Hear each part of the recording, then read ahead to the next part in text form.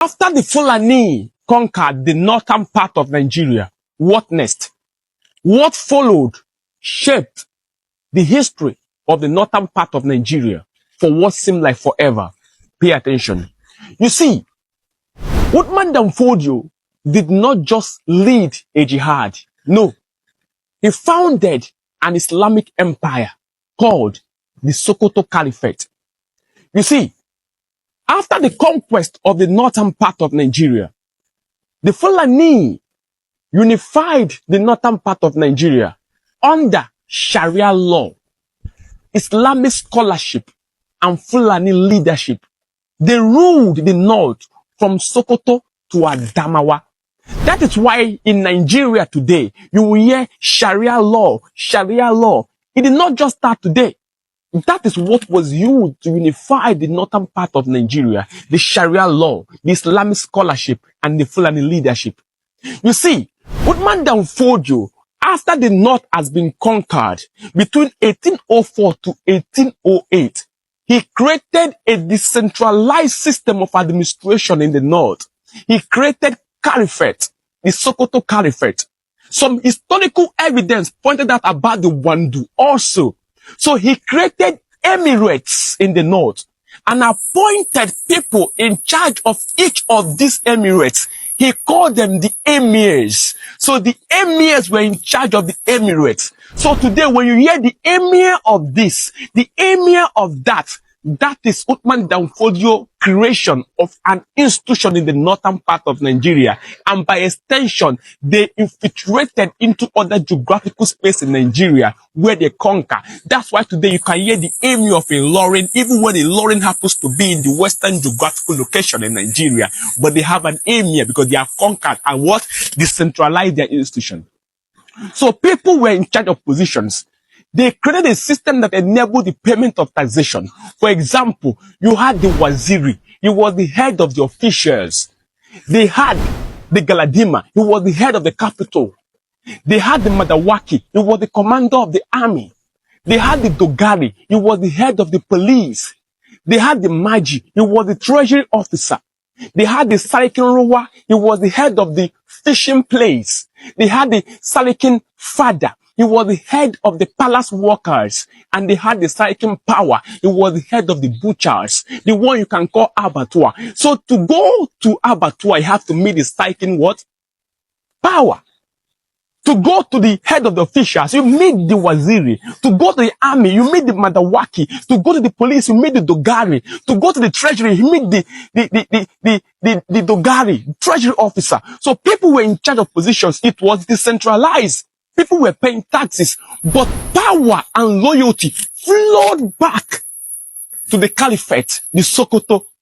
He made his son, Muhammad Bello, and his brother, Abdullahi, in charge of the key legions. Some historical evidence pointed out that his son, Muhammad Bello, was in charge of the Sokoto Caliphate, while his brother, Abdullahi, was in charge of the Wandu. So, these were systems that were there at that point in time. So with time, the Sokoto Caliphate became the biggest and the most organized pre-colonial Islamic states in Africa. But you see, with power came tension. Not everyone accepted the Fulani dominance. Some indigenous groups resisted. They resisted, while others were absorbed into that system. Okay? Now you have to understand that the Fulanese did not just conquer the north. They created an empire. That empire shaped the politics, the religion, and the power structure of the northern part of Nigeria till date. And that empire also shaped the politics, the culture, the history, and the power structure of every region where they found their presence. Like as you can see in Ilorin, that part of Nigeria, even if it happens to be in the west, they still have the emir of that place till date. That's what you need to understand. But you know something happened. The British came in 1903 and everything crumbled to an extent. So if you want me to make a video on how the British came and conquered and introduce their own system while leaving some elements of what the Fulanis created? Comment in the comment section and I will do a video for it. Tell me, do a video on that and I will do it. Okay? If you want me to do a video on how the British came and brought it down and created a system while leaving some element of the Fulani system, let me know in the comment section. Remember, wisdom is the principal thing. And you must always know this, that in as much as you might want to discredit the Fulanis for their conquering nature, one thing you can't take away from them, that where they have come to stay. And most times their dominance is irresistible, if not checkmated and washed.